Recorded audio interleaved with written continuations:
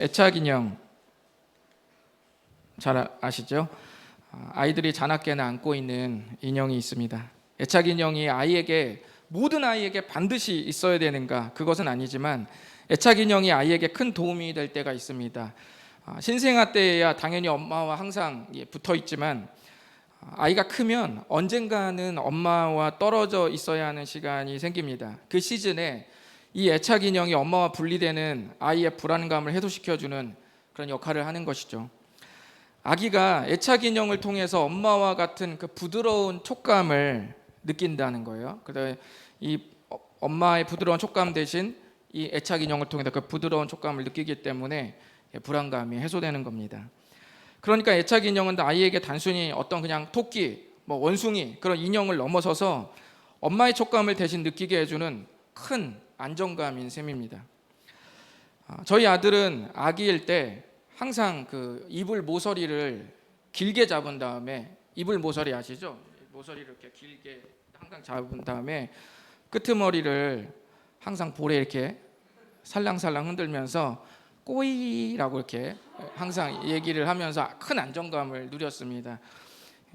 끄트머리라는 거, 꼬리를 말하려고 한 것 같은데요. 그걸 항상, 그래서 제가 대신 이불을 이렇게 끄트머리를 잡아서 이렇게 볼을 살랑살랑 흔들어주면 밝게 웃으면서 이렇게 꼬이라고 하면서 큰 안정감을 누렸던 그런 기억이 있습니다. 이것은 상당히 아기에게 신경을 쓰지 않으면 알 수 없는 것들이거든요.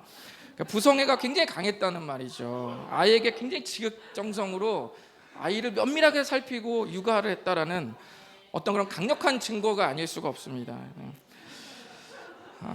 고대 이스라엘 백성들에게 큰 안정감은 바로 성전이었습니다.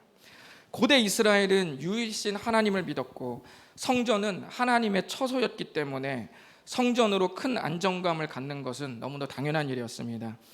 그런데 주전 586년에 바벨론 제국에게 이스라엘의 마지막 남은 이 남왕국, 즉 남유다가 무너질 때 성전도 완전히 파괴되고 말았습니다. 이스라엘 백성들은 큰 충격을 받았습니다. 왜냐하면 하나님께서 자기들을 떠나셨다고 생각했기 때문입니다.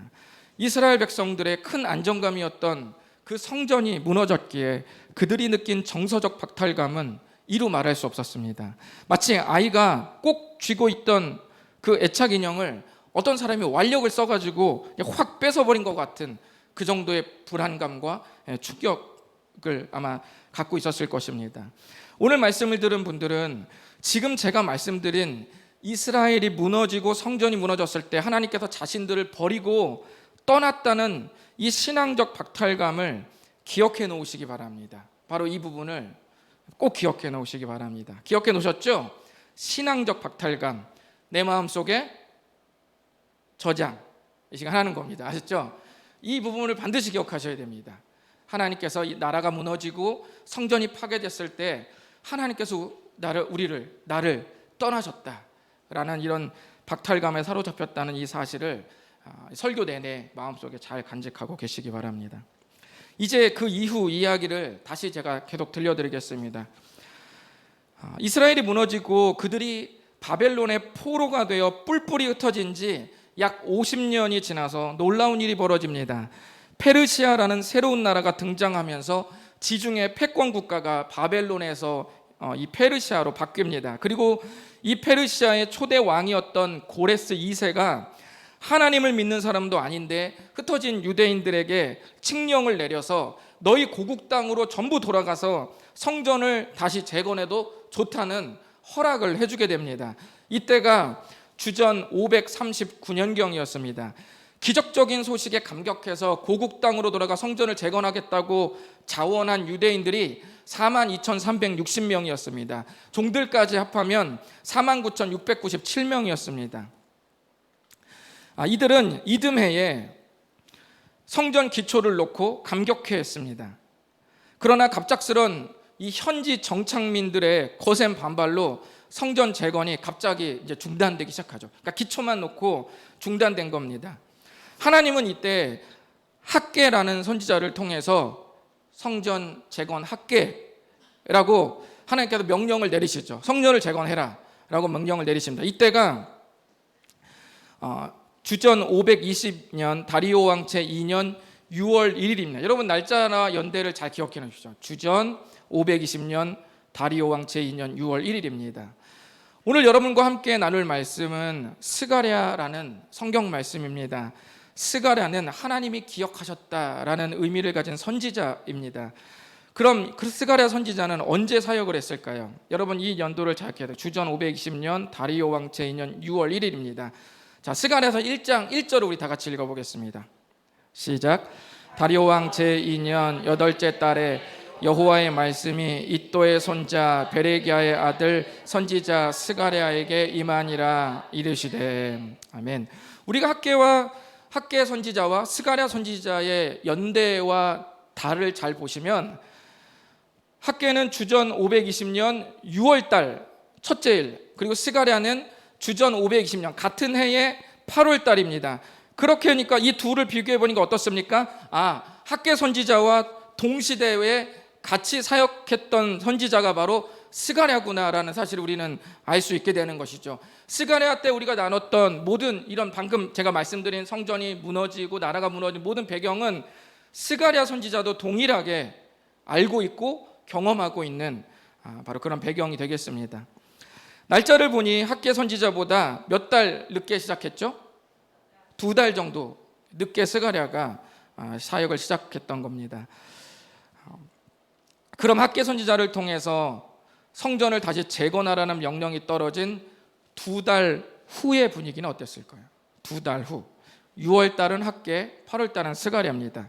자, 이제부터 스가랴 2장 1절과 2절을 보시면 어떤 일이 일어나냐면요, 6월 달에 하나님의 명령이 떨어지죠. 성전을 다시 재건하라는 명령이 떨어지고 7째 달이니까 7월 달이죠. 7월 달에 보니까 하나님의 말씀이 다시 학개에게 임하면서 지금 무슨 일이 일어나냐면 1장 마지막을 보면 어떤 일이냐면 그들이 성전 기초를 순종하고 다시 연장해서 당신을 재건하기 시작해요. 그러니까 성전 재건이 18년 동안 멈췄던 그 재건이 다시 시작된 것이죠. 역사적이고 감격적인 재도전이 되는 거예요.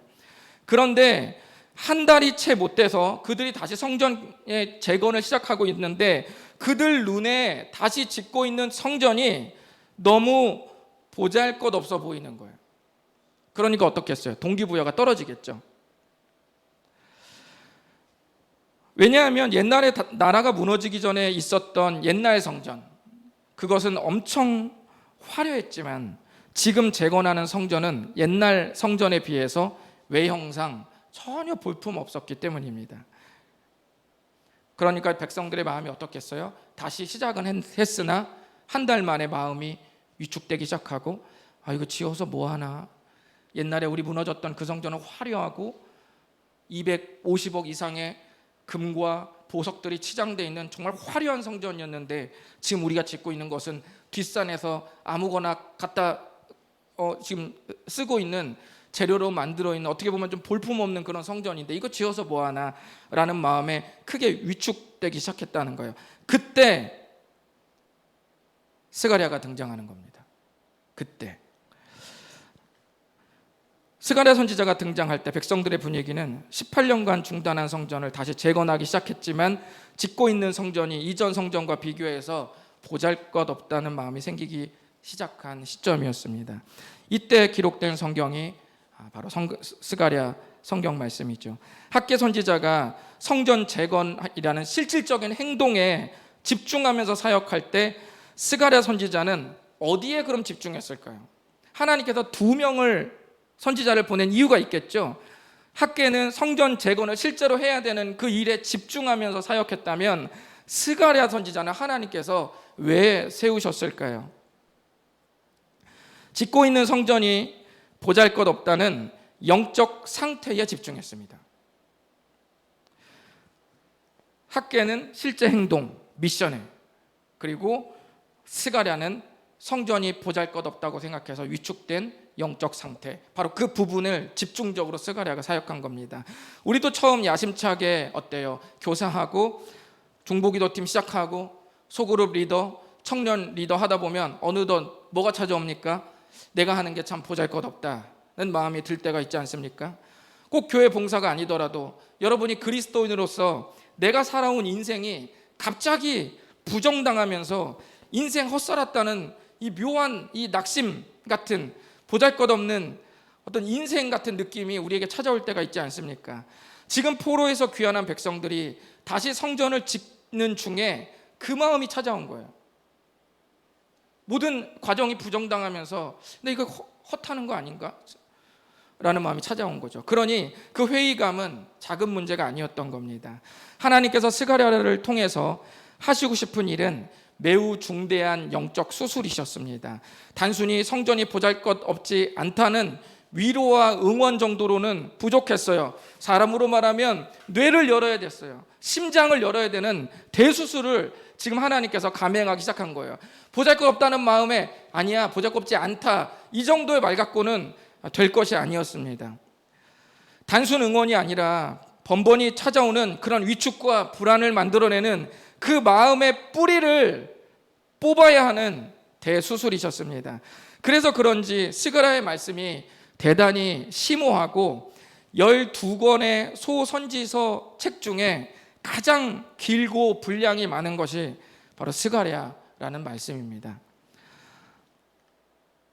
저는 앞으로 3주간에 3번에 나누어서 스가랴의 말씀을 나누도록 하겠습니다. 오늘은 스가랴 첫 번째 시간으로 하나님께서 말씀하시려는 이 본질적인, 스가랴 전체를 감싸고 있는 본질적인 주제가 무엇인지에 대해 나누어 보도록 하겠습니다. 하나님께서 손을 대시려는 큰 영적 대수술의 주제는 바로 돌아옴입니다. 또는 돌아감. 하나님은 바벨론의 포로 2세대들에게 조상들이 쌓은 하나님과의 관계가 문제가 있다고 하나님께서 이렇게 지적을 하십니다. 여기 말씀 보시면 스가랴 1장 2절을 보시면 여호와가 너희 조상들에게 심히 진노했다라고 말씀합니다. 2절에도 하나님이 조상들에게 진노했었다는 말은 조상들이 자신들의 죄를 제대로 해결하지 못했다는 말이에요. 하나님은 사람에게 홧김에 진노하시는 분이 아니라 죄에 대해서 진노하시는 분입니다. 그러니까 조상들이 자신들의 죄를 제대로 해결하지 않았다는 말이죠. 우리 다 같이 스가랴 1장 3절을 한번 읽어보겠습니다. 시작. 그러므로 너는 그들에게 말하기를 만군의 여호와께서 이처럼 이르시되 너희는 내게로 돌아오라. 만군의 여호와의 말이니라. 그리하면 내가 너희에게로 돌아가리라. 만군의 여호와의 말이니라. 아멘. 하나님께서 스가랴 선지자를 통해서 제일 첫 번째로 주신 메시지가 뭐냐면 나에게로 돌아오라는 말입니다. 내게로 돌아오라. 제가 서두에 말씀드린 내 마음속에 저장이라고 했었는데 그 저장된 내용을 다시 꺼낼 때가 이제 되었습니다. 이스라엘 백성들이 나라를 잃어버리고 성전이 파괴되었을 때 그들이 느낀 정서가 뭐였다고 했죠? 하나님께서 우리를 버리고 떠났구나 라고 말씀드렸습니다. 이스라엘 백성들은 사실 늘 어려움을 당할 때마다 그랬습니다. 그때마다 하나님이 함께 하시지 않는 것 같은 불안과 불신이 생겼습니다. 하나님 우리를 떠났나? 그런데 오늘 말씀을 보면 반대예요. 주님이 뭐라 그래요? 돌아오라고 그러죠. 그러니까 누가 떠났다는 말입니까? 우리를 향해 돌아오라고 말씀하셨다면 누가 누구를 떠났다는 말입니까? 우리가 하나님을 떠났다는 말이에요. 그들의 정서는 하나님이 왜 나를 버리고 떠나셨지라는 정서를 갖고 있었는데 하나님은 반대로 나에게로 돌아오라고 말씀하시는 거예요. 그러니까 너희들이 나를 떠났다는 말이죠. 이스라엘 백성들은 이 부분이 늘 헷갈렸습니다. 하나님이 우리를 떠나셨는지 우리가 하나님을 떠났는지 애매했고 늘 마음에서 느끼는 정서는 하나님이 나를, 우리 자신을 떠나셨다고 그렇게 여기고 말했습니다. 그런데 오늘 말씀 보니까 떠난 것은 하나님이 아니라 이스라엘 백성들이었다고 하나님께서 정확하게 스가랴 선지자를 통해서 말씀합니다. 여러분 이사야 29장 13절을 보면 하나님께서 이런 마음을 전달을 하세요. 한번 읽어보겠습니다. 시작. 주께서 이르시되 이 백성이 입으로는 나를 가까이하며 입술로는 나를 공경하나 그들의 마음은 내게서 멀리 떠났나니 그들이 나를 경외함은 사람의 계명으로 가르침을 받았을 뿐이라. 아멘. 하나님은 이스라엘 조상들의 마음속을 여러 번 이렇게 왔다 갔다 다녀오셨습니다. 그들의 마음을 수없이 스캔했어요.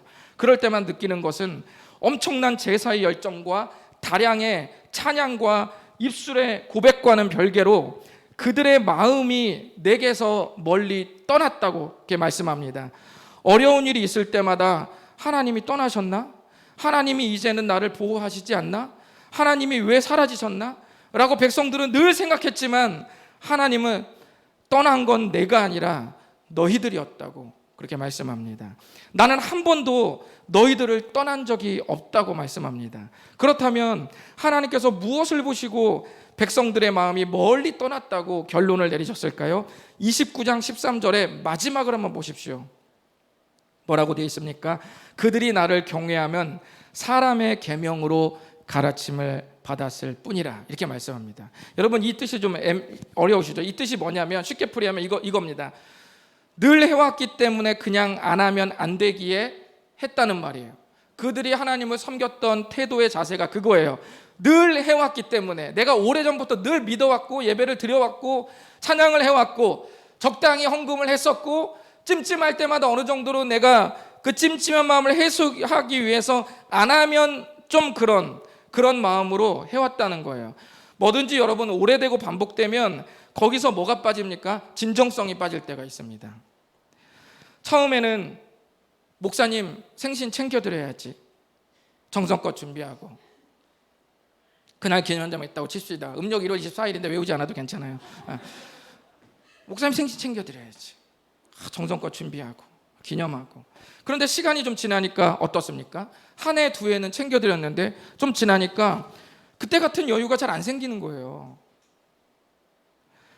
돈도 쪼들리고 목사님 생신이 가난한 집 제사 돌아오듯이 너무 빨리 돌아오는 느낌을 받기 시작하는 겁니다. 그러면서 슬슬 피곤해지기 시작하는 거예요. 목사님 생일을 2번 챙기나? 뭐 이런 생각도 들면서 뭐 사기 맞은 느낌도 들고 그러면서 막 헷갈리기 시작하는 거예요. 하지만 마음속에 뭐 이런 생각이 이제 들기 시작합니다. 그래도 해야지. 오목사 그 사람 이 속이 그냥 밴댕이 소갈딱지 같아가지고 그 안 챙겨주면은 삐져. 그 검은 얼굴에 아주 그냥 그 눈을 캐레하게 뜨면서 매우 서운해하는 그 모습이 아주 그 역력해. 그러면 신앙생활이 내가 힘들어. 그러니까 내가 힘들고 내가 그럴 바에는 그냥 좀 돈 들여서라도 내가 편하게 그냥 이게 살지 뭐. 이렇게 해서 다시 이제 생신을 챙겨드리게 되는 것이죠. 거기까지 가면 이제 그 사람이 아닌 거죠. 이제 더 이상은 처음 취지가 그것도 아니었고 그 마음도 아니었을 겁니다. 주님은 말씀합니다.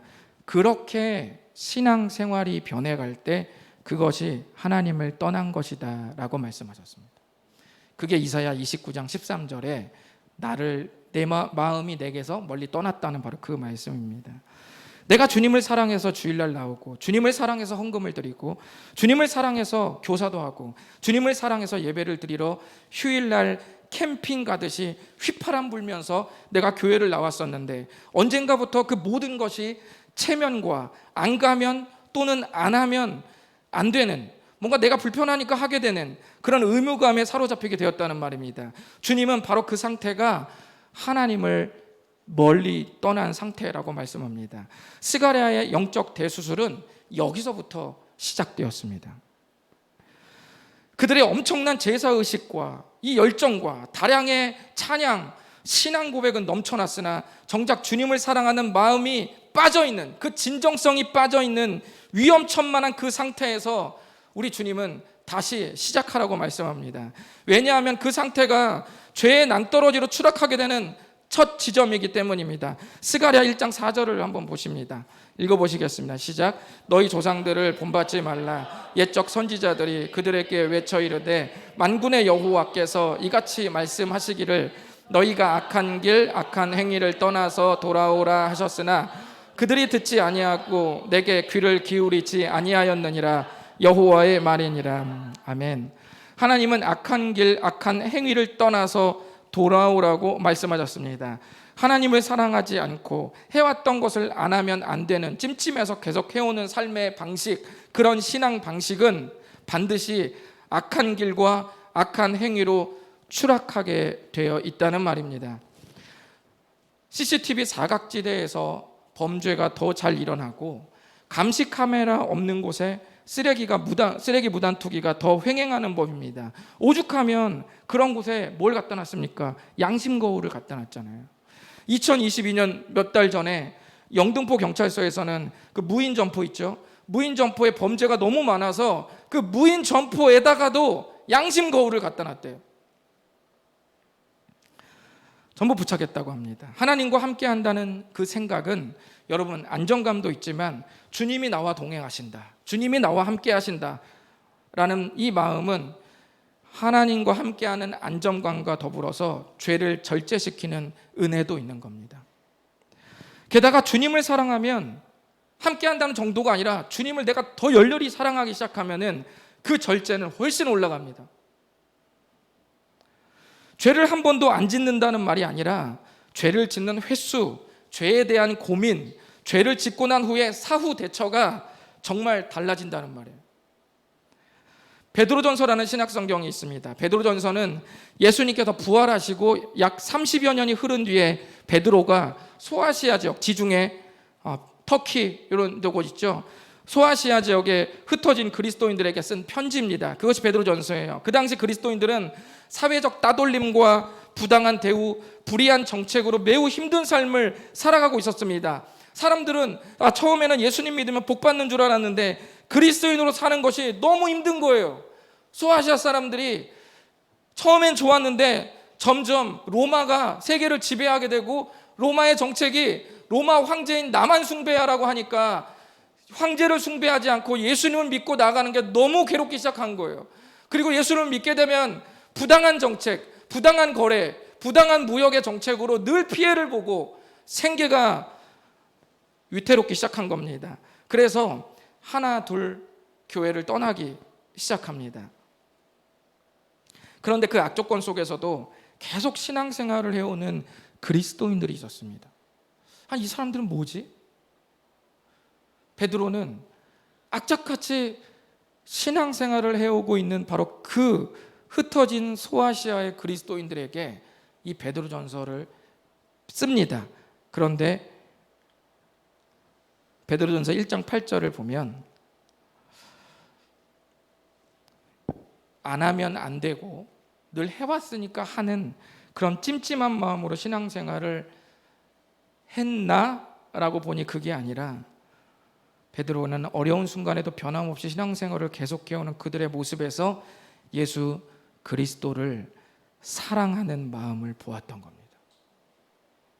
그 사랑이 그를 그 소아시아에 있는 그리스도인들을 달리게 했고 그 사랑이 그들의 삶을 기쁘게 했고 그 사랑이 어려움을 뚫고 나가게 했습니다. 베드로는 그걸 봤던 거예요.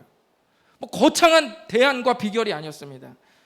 통장이 한 30개 됐었고 미리 막 보험금을 많이 해놨는데 그 막 맞아가지고 거액이 들어오고 사놓은 땅이 천정부지로 떠오르고 아파트가 막 3배 4배로 뛰어오르고 갑자기 막 이런 일들이 내 안에서 일어나면서 안정감들이 막 생긴 게 아니라 그들의 비결은 복잡하다는 어떤 구조에서 온 게 아니라 예수 그리스도를 사랑하는 그 마음을 베드로가 봤던 거예요. 그거 하나가 모든 걸 신기하게 뚫고 나가는 역사를 일으키는 것을 베드로는 보게 된 것입니다. 누가복음 15장에 보면 돌아온 탕자로 알려진 이야기가 있습니다. 이 이야기는 누가 해주셨냐? 예수님께서 해주셨습니다. 어떤 가정에 두 아들이 있는데 그 둘째가 좀 삐딱했던 것 같아요. 아버지에게 당신이 죽으면 어차피 형과 나한테 재산 분할을 해줄 텐데 미리 아버지가 살아계시지만 미리 저한테 좀 땡겨서 먼저 갖고 싶다고 그렇게 아들이 말을 하죠. 아들의 기세에 아버지는 몫을 떼어줍니다. 자식 이기는 부모가 있나요? 그 재산이 적지 않았을 겁니다. 그런 아들은 그 재산을 받아서 명동, 강남, 홍대 일대를 돌아다니면서 해외 원정까지 가서 빛의 속도로 아버지의 재산을 탕진하기 시작합니다. 그러다가 빈털터리가 돼서 설상가상 이 흉년까지 겹치자 타지에서 가장 가난한 사람들이 하게 되는 일을 하면서 게다가 배까지 채우지 못하게 되는 거죠.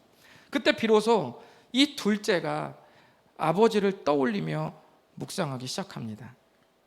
아버지와 함께 있을 때 누렸던 그 모든 것들이 은혜였다는 사실을 하나씩 꿰어 맞추기 시작합니다. 그리고 아버지를 향한 깊은 묵상이 더 꿈틀거리기 시작하면서 이제는 아버지를 갈망하게 됩니다. 그리고 드디어 다시 아버지께로 돌아가겠다고 마음을 먹으며 아버지와 멀어졌던 방향을 돌려서 아버지를 향해 투벅투벅 걷기 시작합니다. 성경 말씀은 그 즈음 아버지의 마음을 비춥니다. 아버지는 매우 먼 거리에서 점과 같은 아주 작은 사람이 있는 것을 발견합니다. 그런데 그 사람이 아들임을 곧바로 알아봅니다. 그를 향해 달려가기 시작합니다. 그의 행색이 남루했고 예전에 그 둘째 아들의 모습이 아니었어요. 그러나 아버지는 그 점과 같은 먼 거리에 있는 바로 그 사람이 내 아들이라는 것을 바로 알아보고 달려가기 시작합니다. 그리고 가슴이 벅차오르기 시작합니다.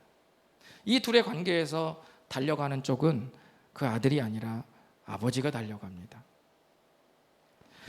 CCTV도 없는 시대에 어떻게 멀리서 그날 그 시에 오고 있는 걸 어떻게 알았길래 그 아들을 먼저 알아봤을까요? 여러분, 아들이 떠난 순간부터 아버지는 계속 떠난 그 길을 확인하는 것이 하루의 일상이 되었던 겁니다. 아들이 돌아오자 그가 했던 모든 잘못과 행위를 일일이 묻지 않고 옷과 가락지를 끼우며 아들의 지위를 복귀시킵니다. 그리고 집안 모든 사람들과 잔치를 벌입니다. 그때 이 이야기 끝부분에 첫째 아들이 등장합니다. 밭에서 일하다 돌아온 아들이 시끌벅적한 소리가 집안에서 들리기 시작하니 궁금하지 않았겠습니까? 그래서 사람들에게 물어봅니다. 그리고 비로소 그 모든 이유를 이제 알게 됩니다. 첫째 형이 기뻤겠죠? 아닙니다. 누가복음 15장 29부터 30절을 보면 첫째 형은 분노의 불길에 휩싸였고 아버지에게 대들기 시작합니다. 말 잘 들은 나한테는 한 번도 그런 적도 없으면서 허랑방탕한 동생, 그 방탕하게 놀고 재산을 다 써버린 그 동생에게 베푸는 그 아버지의 사랑이 너무 짜증났던 거예요. 본문을 잘 보시면 의도적으로 이 첫째 아들이 동생이라고 말하지 않습니다. 이 원어의 뜻은 당신의 아들이라는 말이에요. 나와는 관계없는 당신의 아들이다, 그 뜻입니다. 사실 예수님이 왜 이 긴 이야기를 도대체 누구한테 해줬을까요? 이 이야기는 종교 지도자들에게 했습니다. 당대 비뚤어져 있는 종교 지도자들에게 이 이야기를 하셨어요.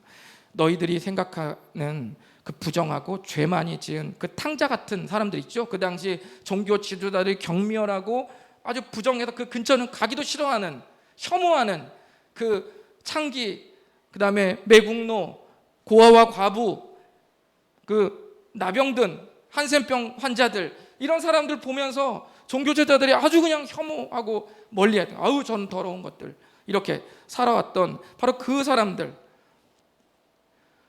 그런데 너희들이 여기는 바로 그 탕자 같다고 여기는 그 사람들이 죽게 돌아와도 기뻐할 줄 모르고 자기네들은 한 번도 하나님의 명을 어겨본 적이 없다는 자만심과 우월감에 사로잡힌 바로 그들의 그 삶을, 신앙을 꼬집고 싶어졌던 겁니다. 사실 이 이야기는 정확히 말하면 돌아온 탕자의 이야기가 아니라 성경에서 말하는 의도로 정확히 제목을 붙이면 이런 제목입니다. 한 번도 떠난 적이 없다고 여기고 있으나 사실은 늘 아버지를 떠나 있었던 진짜 탕자의 이야기. 여기서 진짜 탕자는 돌아온 탕자가 아니라 늘 아버지와 함께 있으면서 단 한 번도 아버지의 마음에 연대하지 않았던 첫째 아들을 탕자라고 예수님께서 지금 꼬집고 계셨던 겁니다. 이 종교 지도자들에게 예수님이 적용하신 말씀이 무엇이었을까요? 바로 이 말씀이었습니다. 오래전 이스라엘 그 조상들, 나라가 무너질 때, 패역할 때 하나님이 아무리 얘기해도 제사에 열정만 드리고 신앙 고백만 겁나게 많이 다량으로 쏟아내면서 삶은 아무것도 바뀌지 않는 그 조상들에게를 향해 했던 하나님의 안타까웠던 그 이사야 29장 13절의 구약의 말씀을 하나님께서 뚝 떼와서 종교 지도자들에게도 700~800년 후에 또 적용하기 시작한 거예요. 마태복음, 마가복음에 그 종교 지도자들에게 적용한 그 이야기가 있습니다. 하나님은 우리를 한 번도 떠난 적이 없으십니다. 그들에게 성전을 재건하는 일은 건물을 다시 짓는 것 자체가 중요하다기보다는 다시 주님께 돌아간다는 상징을 담은 실질적 결단과 표현이었던 것입니다. 하나님은 단 한 번도 이스라엘 백성들 그리고 오늘날 우리를 떠난 적이 단 한 번도 없으십니다. 오늘 찬양 선곡 중에 정말 그 심중을 찌르고 설교의 핵심을 뚫어내는 그런 찬양이 있었습니다. 그게 뭐냐면 주 이름 찬양이라는 곡이었어요. 저는 이게 오늘 콘티인지도 몰랐어요. 사실은 주중에 계속 듣고 있었는데 제가 찬양이 와닿으면 여러 개를 듣는 게 아니라 그 한 곡만 계속 패거든요. 그러니까 어제도 보통 막 계속 시간만 많으면 수십 수백 번 계속 그것만 듣습니다. 어제도 한 30~40번은 들은 것 같아요. 그 찬양에는 제 마음을 점검하게 하는 가사가 있었습니다. 주 이름 찬양, 풍요의 강물 흐르는 부요한 땅에 살 때에 주님 찬양해. 주 이름 찬양, 거칠은 광야와 그런 광야와 같은 인생길 걸어갈 때도 주님 찬양해. 주 이름 찬양, 햇살이 나를 비추고 만물이 새롭게 될 때 주님 찬양해. 주 이름 찬양, 가는 길 험할지라도 고통이 따를지라도 주님 찬양해. 우리 인생이 바람 한 번 안 불고 평생 잔잔한 호숫가와 같을 수 있습니까? 그럴 수 없습니다. 우리는 언젠가 누군가에게 사기를 맞을 수도 있고 믿었던 사람에게 배신을 당할 수도 있고 내가 평생 의지했던 교회가 나에게 교회 가족들이 나에게 상처를 줄 수도 있고 모든 인생을 걸고 키운 아들과 딸이 여러분들을 향해 싫다는 말을 들을 때도 있습니다. 가족 중에 한 사람을 먼저 떠나보내야 될 수도 있습니다.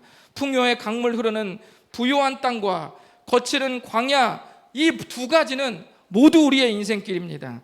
하지만 굽이쳐 흐르는 여러 인생길에도 주님을 향한 찬양은 계속 흘러야 합니다. 인생길에 모진 바람이 불면 흔적도 없이 날아가 버리는, 여러분의 믿음이 하나님의 손바닥에 있을 때, 하나님이 어느 날 후 하고 바람을 불었을 때 흔적도 없이 날아가 버리는 그 믿음은 어쩌면 믿음이 아니라 주님을 사랑한 것이 아니라 풍요의 강물을 사랑했을 수도 있습니다. 여러분은 주님을 사랑하는 그 마음에서 모든 것이 출발하는 바로 그 신앙입니까? 만약 그렇지 않다면, 아니면 거기에 조금이라도 어떤 먼지가 꼈다면 오늘 다시 시작하시면 됩니다. 그분을 사랑하고 그 사랑에서 나오는 진액에서 견디고 버티고 이길 힘은 다시 충전되는 것입니다. 다른 데서 충전되는 게 아니라 그리스도인의 모든 충전의 콘센트는 내가 예수 그리스도를 사랑하는 그 마음에서 모든 것이 새롭게 세워지기 시작합니다. 회복되고 거기서부터 충전됩니다. 여러분에게 이 마음에 새기면서 스가랴가 다시 포로로 귀환한 이스라엘 백성들의 그 마음을 점검하기 시작한 그 시점, 바로 거기서부터 우리도 다시 한번 돌아가서 스가랴의 메시지를 나의 메시지로 삼아서 점검하는 시간이 되었으면 좋겠습니다. 기도하겠습니다. 이 시간 눈을 감으시고 주 앞에 기도하실 때 주님, 제 마음을 주님께 다시금 열기를 원합니다. 주님, 저는 나를 구원하신 예수 그리스도를 내가 사랑했을까요? 아니면 그분이 주신 풍요의 강물과 넘쳐나는 햇살을 사랑했을까요? 나는 과연 무엇을 사랑했을까요? 주님, 찬양 가사에처럼 풍요의 강물 흐르는 부요한 땅에 살 때도 주님을 찬양하는 저의 믿음이 되기를 원합니다. 거칠은 광야와 그런 고난길, 험할지라도 고통이 따를지라도 여전히 내 입술에서는 주님을 찬양할 수 있는 그런 믿음 되기를 원합니다. 주님, 상황은 거칠은 광야와 또 풍요의 강물, 이 두 가지가 내 인생길에서 교차 왕복할지라도 여전히 내 인생과 관계없이 굽이쳐 오르는 내 변함없는 물줄기, 주님을 찬양한다는 그 내 입술의 고백은 여전하기를 원합니다. 주님 도와주십시오. 주님, 나는 매너리즘에 빠지고 다성해졌고 늘 해왔기 때문에 해오는 신앙입니까? 아니면 지금 죽어도 내 마음의 입술에서 나는 예수 그리스도를 사랑합니다 라고 고백하는 그런 신앙인지, 나의 모든 신앙의 동기와 움직임과 나의 모든 행동의 선택의 에너지와 동기부여가 과연 예수 그리스도를 사랑하는 마음에서 움직이고 있는 것인지 다시금 점검하기를 원합니다. 주님 도와주십시오. 다 같이 기도하며 저 앞에 나가시겠습니다.